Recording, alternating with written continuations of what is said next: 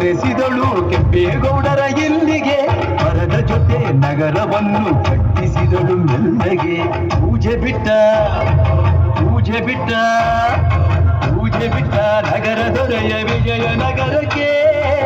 ವಾಲಿಸಿ ಹಾಕಿಸಿದಳು ಸೆರೆಯ ವಾಸಕ್ಕೆ ಮಾತಾ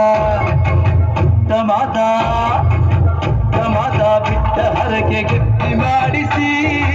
2 ವರುಷ ಅಳಿಸಿ ನಗಿಸಿ ತಂದು ಮಂದಿಸಿ ಹೊರತೀನೆಂದರೆ ಇಲ್ಲಿಗೆ ಬರೋ ತನಕ ಮೌನಿ ಹೊರತೀನೆಂದರೆ ಹರಕೆ ಕೊಡೋ ತನಕ ಕೋಟಿ ಆಡಿದ ಮಾತನ್ನು ಮೀರಿದಿರೋ ಭಕ್ತರ ಇವಳಿಗೆ ಇಷ್ಟ ಬೆಂಗಳೂರು ಕಾಯೋಳು